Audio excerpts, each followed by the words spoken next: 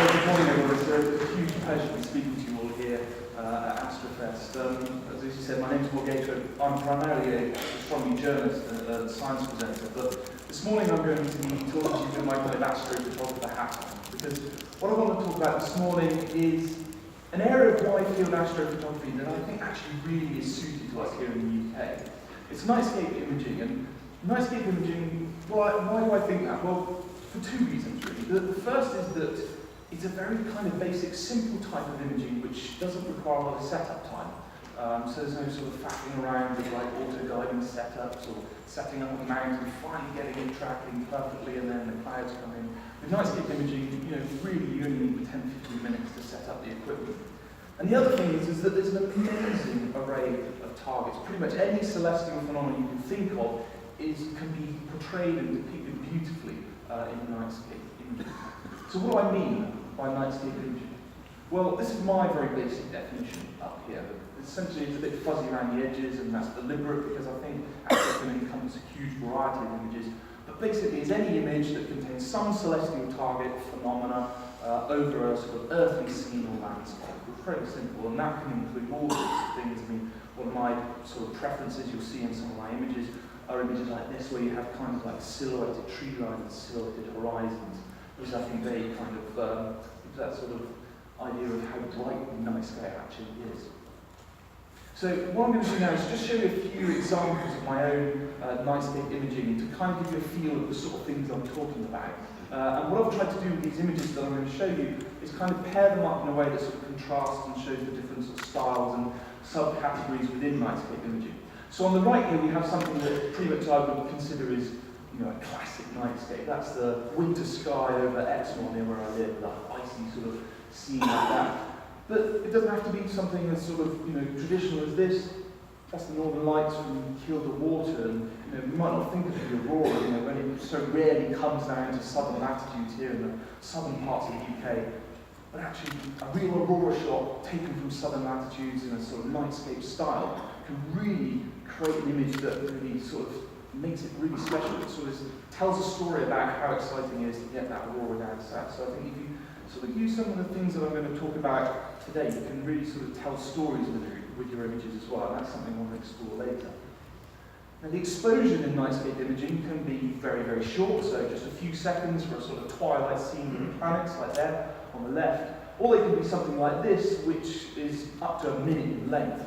In fact, I'm going to talk about later how that image or images like were taken. This was actually taken on a tracking mount. And again, that's excellent, but that's the summer Milky Way.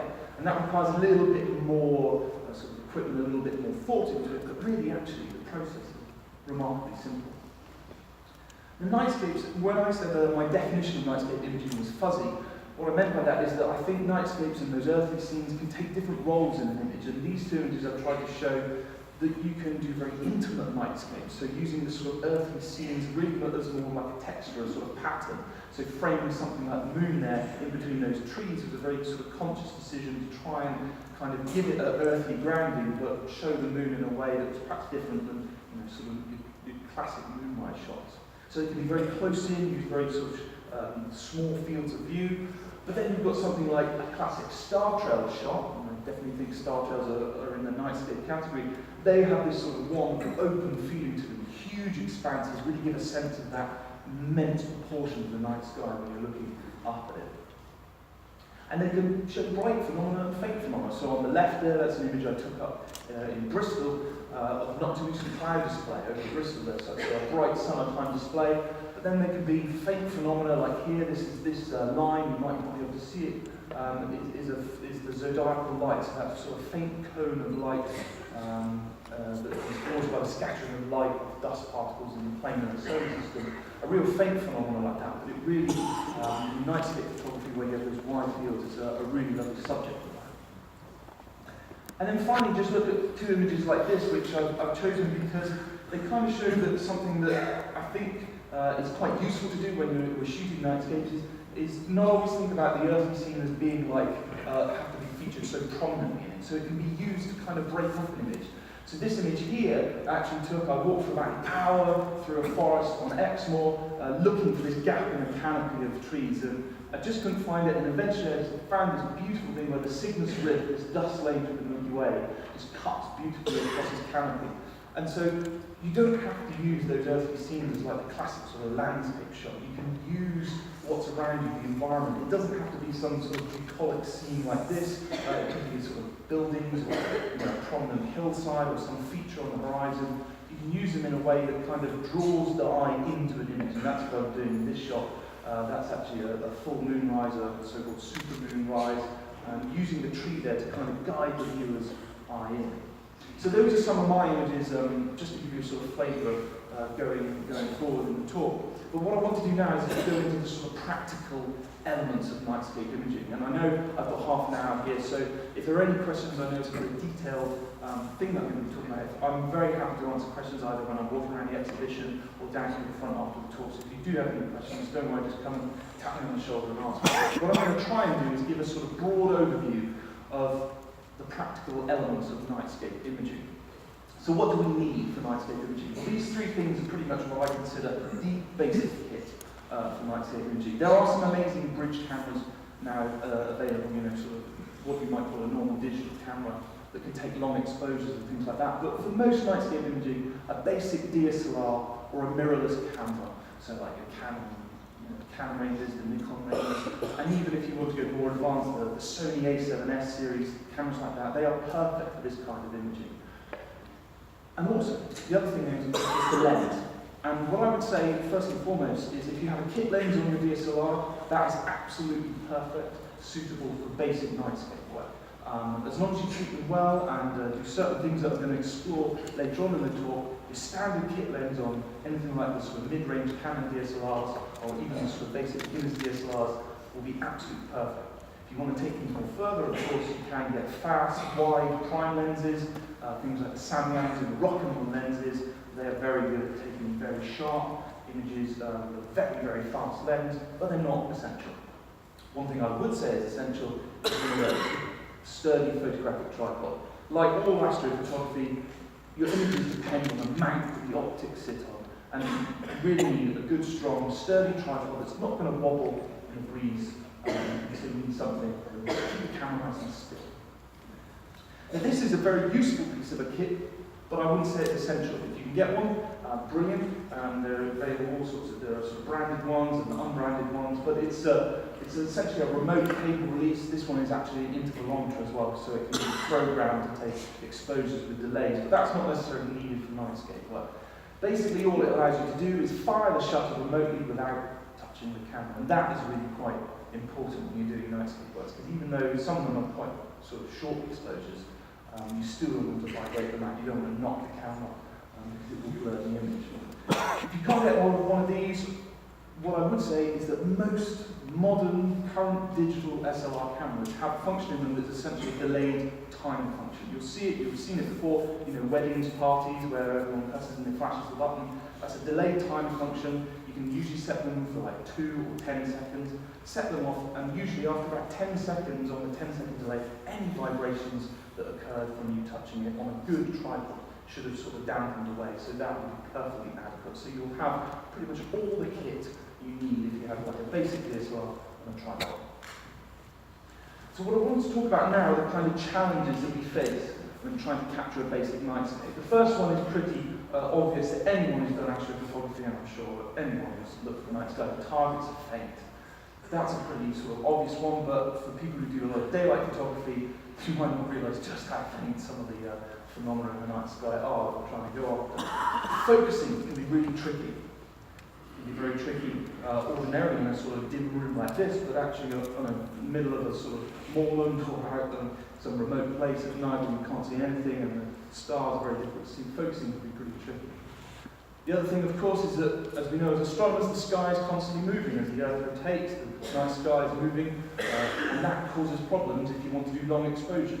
So if we have a static tripod and the sky is moving, that's going to cause motion that we don't necessarily want in our images. And the last one is that camera noise can be a real problem in high ISO images. So what do I mean by that? Well, I'm going to explore that in more detail in a second, but basically, in some of these images, we might be forced to ramp up the ISO sensitivity of our camera, and in that case, that noise in that image can often cause problems. So let's look at the first challenge, the first sort of problem we have to issue. And again, I've written it all down there, but if you have any questions, come up to me afterwards. But basically, what we need to do is we need to use much more longer exposures than daytime photography. So if you've never done astrophotography before, for nightscape work, you're looking at potentially upwards of 20-30 seconds and sometimes even more. We do need that tripod. As I said, that is a very, very important thing. And the one thing we can do when we're using our lens, when we're setting the aperture of the lens, is leave it as wide open as possible, or as near as wide open as possible. I'm going to explore why I make that caveat towards the end of the talk. But we want to keep those lenses wide open. Before we do anything like tweaking the ISO, we want to open the lens so getting as much light into it as possible. And the last thing there is we need to shoot in RAW format. So DSLRs, they can shoot in JPEG and record JPEG files to the memory card of the camera. Well, what we want is the RAW, because we want as much information, the best quality RAW file to take into our computer and process at the end of the day. Challenge 2 is that focusing problem. Well, there are two different ways we can tackle this. On most modern DSLRs, in fact, I don't think there's now a modern sort of DSLR that's currently in production on sale that doesn't have this function.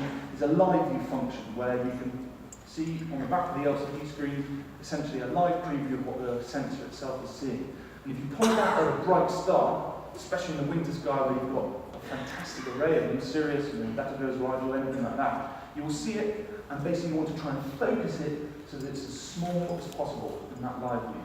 And for most nightscape work, certainly wide fields, that would be perfectly adequate.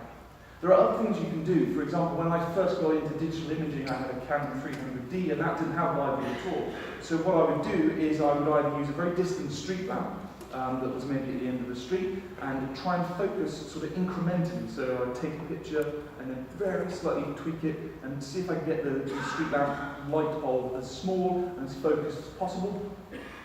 Or you can do something in the daytime. Maybe you can sort of take images in the daytime with the autofocus of, say, a distant tree on the horizon, and then set the exposure, switch the autofocus off to manual, and then don't touch the lens. That can be tricky because, of course, if you put a camera in a bag, it can get knocked and things. So it's not particularly fail-safe, but it is one alternative. Now, the other challenge I said is that the sky is constantly moving, and we know this. You literally have to go out for a couple of hours in the night to see that the constellations move across the sky during the evening. And if we're using long exposures, that can introduce this trailing. So what I've tried to do in this diagram is to show one way that we can tackle that. Because we need to use those long exposures, what we need to do is we need to balance the ISO setting we use, so that's the sensitivity setting of the camera, with the length of the exposure. And there are ways that we can really push the limits.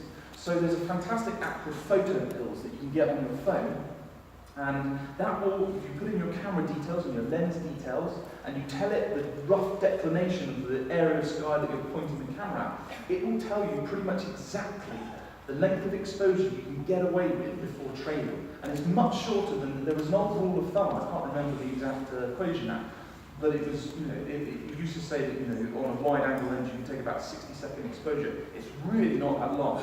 For example, my 24mm lens on a full format Canon 6D, you get away with about 11 seconds before trailing shows because of these very high resolution sensors in these modern cameras. So investigate things like these apps as photo pills, because they can go a really good tool in your pocket to instantly work out how long can I get away with exposure before stars are trailing. So that's the first part.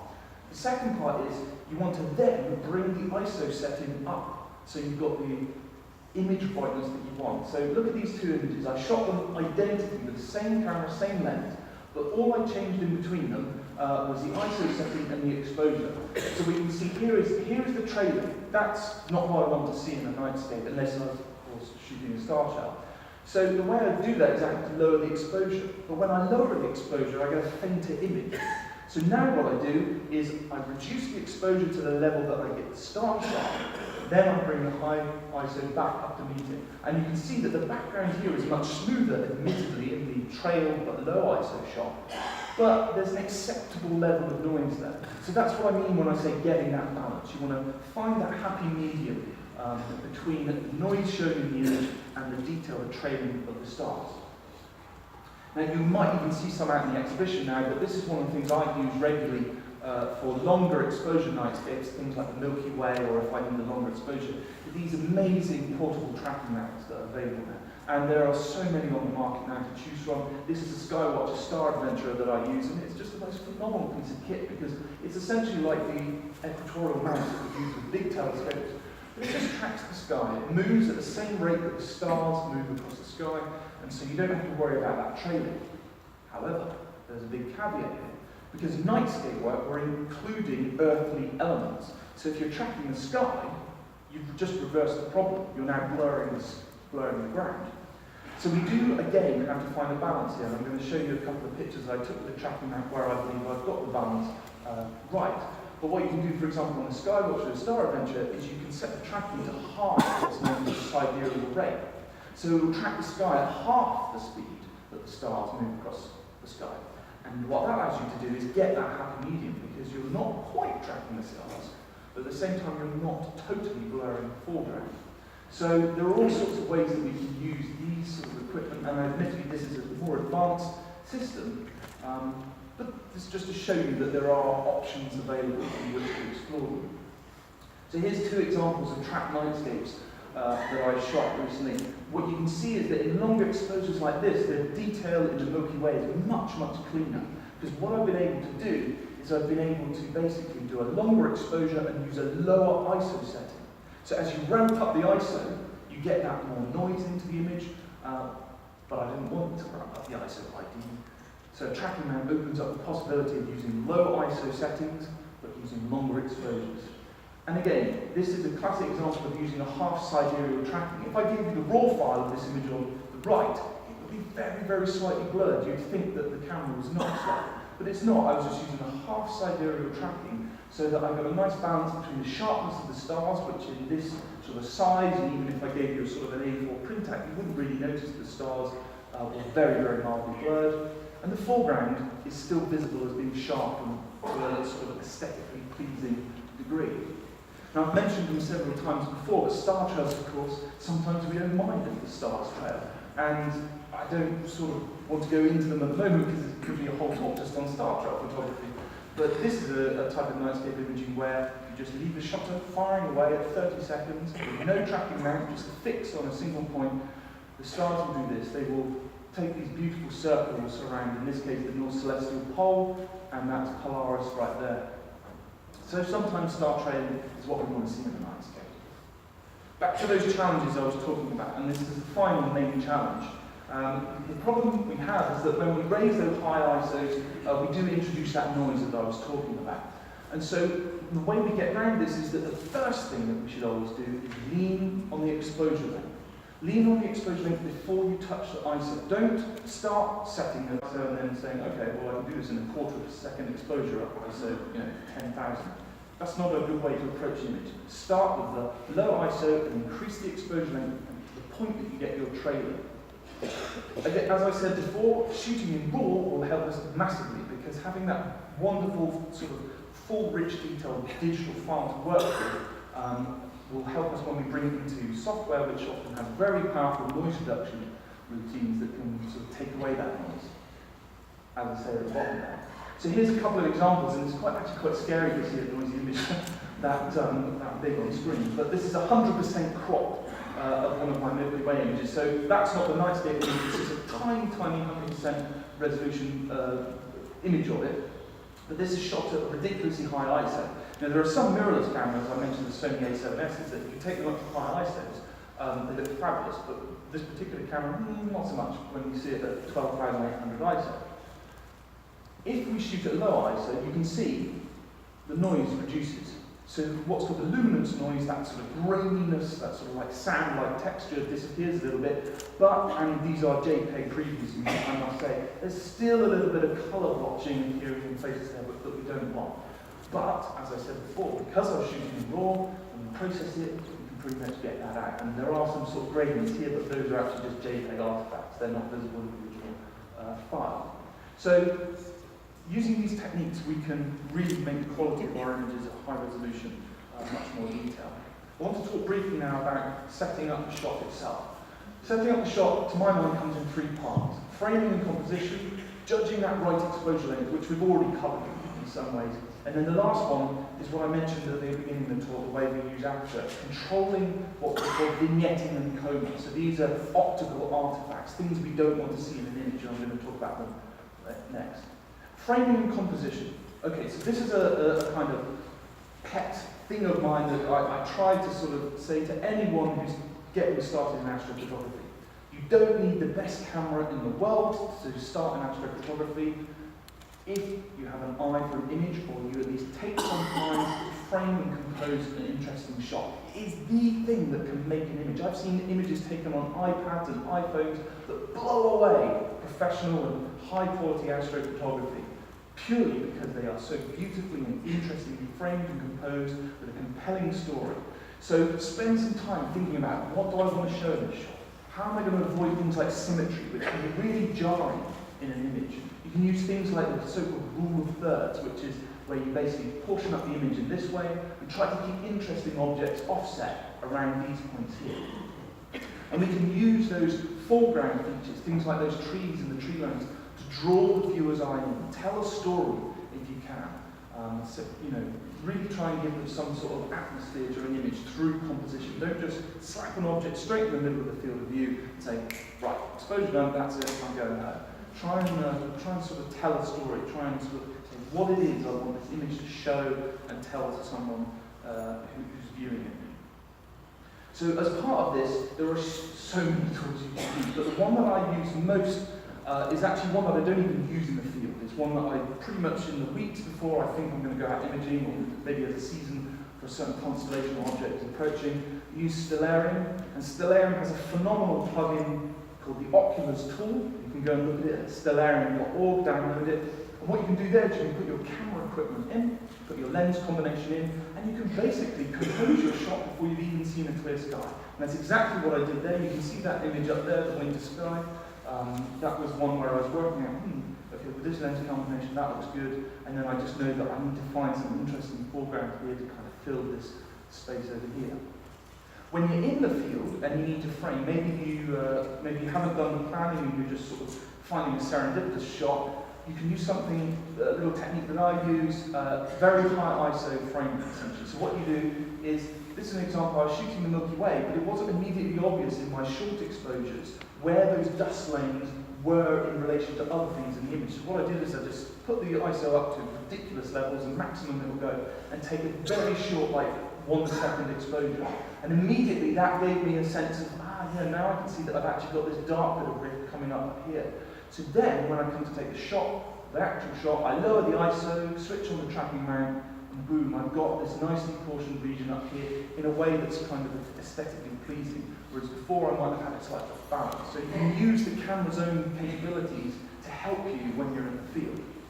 And here are a couple of examples, very brief examples of my sort of framing techniques that I use that I think are kind of odd, but interesting. And I think that's the thing, is that be brave with your choices. When you're shooting an image, sometimes it can pay off. Like I was really taken by this particular view. I stepped back my car on Exmoor, and these trees had this incredible sort of dendritic texture reaching up to the stars. And in fact, the astronomy in that image is actually very sort of receptive. It's not visible, but you can, get some interesting shots with astronomy sort of very much in the background and sort of not central in the field of view.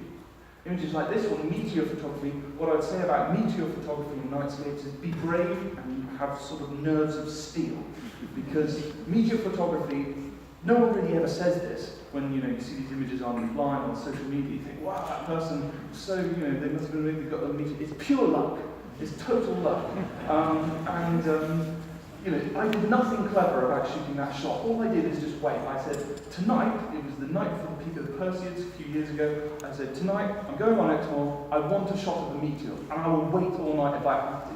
So I set it up on this, and there were meteors going here, and here, and here, and then maybe an hour before, a fireball just went through the field of view, and I got that shot. But it wasn't skill, it was patience.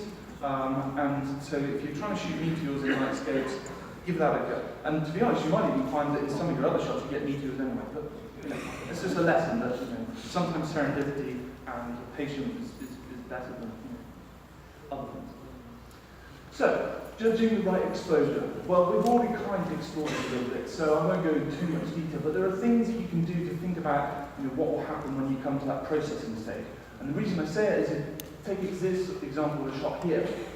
This was a shot where there was snow on the ground, and I really wanted to get that snow in the picture, but when I took the exposure that was correctly exposed to the sky, it turned out that actually you couldn't really see the snow at all. So what I did is I dropped the ISO right back down, and then took a longer exposure, bringing out the Earthshine and the Moon, and actually Venus, Mercury, and Uranus in this shot as well. You can't see it. By dropping the ISO, I was able to make sure that the image I took into the processing software had a very high dynamic range, and so when I processed it, I was able to bring up the shadows without creating a lot of noise. Now the last thing I want to talk about is those optical artifacts that we don't really want in the image, and the coma and vignetting, and they can really sort of spoil nightscapes if they're overbearing. Sometimes they appear as like nightscape shots, and that's fine. But what I've done here is I've used the same lens and just set it in two different configurations to show how tweaking the settings of the lens can change the quality of the final image. Up here, this lens is wide open, so it's as wide as it can go, the aperture is set as wide as it can go. But we can see this coma, these sort of like distortions, sometimes like triangles, sometimes like seagull shapes or bows or things like that make those stars in the full frame image not look particularly well, but nice around here. We can also see that there's a huge amount of drop off here. This is vignetting, or the darkening of the edge of the frame. And in nightscapes, that can sometimes look quite nice. It can kind of, if you've ever watched Bob Ross do his paintings, he often actually paints in vignetting, which makes me sort of go, from an astrophotography point of view. But if you stop the lens down, you can actually change those and really sort of reduce those so you can't actually see them in the image. So what I want to do, I've got a few minutes, I'm just going to very quickly, if it's all right, process an image live here on stage to show you, because I could show you, how we go through all these steps, converting the file to RAW and things like this, and colour balancing. But what I thought it would be very useful to do is do the world's quickest nightscape processing.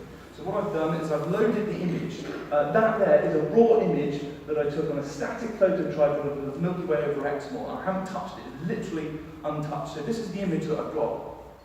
So there are a lot of things that I want to tweak about this image, colour balancing and things like that. But what I'm going to do is I'm just going to go through and do it. Because I shot in a high ISO, I've got a lot of detail in the foreground. You might not be able to see it really well on the screen, but if I boost the shadows, and by the way, I'm going to do a sort of exaggerated version just so you can view it on the screen. If I boost the shadows in this program, which is Adobe Camera Raw, that window that you can see overlaid or Photoshop, what you see is that there's a lot of information in this river scene that if I flip back in between them, see that? There's a lot of information there that I want to bring out at this stage. So I'm going to do two things when I bring this image into Photoshop. I'm going to bring out those shadows, but I'm also going to use this function up here, lens corrections, and I'm going to tweak the vignetting. Now, you could keep the vignetting up in those corners, but actually I want to get rid of it on this particular image. So if I move this cursor, you see those corners beginning to lighten. You can also see down here, you can probably see there's not a particularly nice magenta tone coming in. That, I will try and get rid of if I've got time, because it's something that comes into the cameras, and you don't really want to see. So I'm going to do this very, very quickly. If you have any questions, as I said, I will try and do them, answer them afterwards, or if I'm walking around the exhibition. But I'm just duplicating the layers because I'm going to do a few things like this. That one we'll call background, that's background, let's call this one foreground, so I remember which one's which. Right, there we go. So it's foreground. So one of the things I want to do now is that there's a contrast between the two, it's much too low. But what I really want to do is, I've got the foreground there, so let me see which way I'm going to do this. I will do it this way. Right, so what I've done there is I've put in the layer mask, and what we'll do is this layer mask here, I can then apply essentially sort of changes, tweaks to it. I can go over here with this eraser tool, set this eraser tool to a large size, like this, and then, while I do that, I'm going to tweak the contrast of this scene. So what I'm going to do is I'm going to adjust the sky. Don't worry about what's happening in the foreground. I'm going to adjust the sky to a way that I like. So I'm going into the curves tool first here. Let's put it to the side and see what's happening. First we tweak the contrast. Now it's nice and contrast. I don't know how well you can see this on the screen. If you make a very gentle S curve in this curve tool, you get a bright image like that. And I'm racing against time here because I realise that processing. Now if I put that layer back, if I start painting out, oh no, I've done right. Let me just get back to my mouse. There we go. If I start painting this out, that working? Yeah. Right, so that Milky Way contrast is looking better. Now this is horrendously crude. Don't imagine that I do this so quickly at home. Processing can literally take hours, if not days. Sometimes you come back to it, sometimes you come back to it the next morning and think, oh God, what was I doing? One of the things you can do, now you see what I did there, that's very crude, but on this edge here, I'll get a smaller cursor, this edge here is very dark now. You could spend a lot of time making sure that edge is beautifully sort of contrasty and not so dark. You can make the transition very smooth between them. So I'm going to just very quickly merge these layers together because I realise I've run out of time. Merge all those visible layers together into one image and do a quick colour balance. So in this menu here, this colour balance tool, and by the way, there's another graphics image processing software called GIMP, G-I-M-P, and that can do pretty much everything. In fact, it can do everything that I've showed you here already. But what I'm going to do is I'm just going to tweak the colour balance because that, to my eyes, is a little bit too browny orange. I want it to have a bit more of a neutral grey colour, and I want those Milky Way star fields to look kind of scientifically accurate. So the centre should be sort of orangey, and the sky, and as we move away, it should be a little bit better. So I don't know whether you can see this, but you can sort of tweak this, and it's starting to look better. Yeah, that's looking better. So if I show you the difference between this is the original, and that's the main one. You can see in this, the world's worst and quickest nightscape processing tutorial. There's a lot of magenta in the bottom, which I can tell you how to remove afterwards. But what I hope you can see is that actually processing is a hugely important aspect of imaging, and that it's part of taking the image, not just actually sitting in the field taking the image. So I hope that's given you a flavour of nightscape astrophotography, and I hope that you can see that it's not just for beginners. I know this is taking your first steps in nightscape astrophotography. If you're in the UK, I think it's great for beginners and experts like to get your sort of astrophotography fix. So thank you very much for speaking.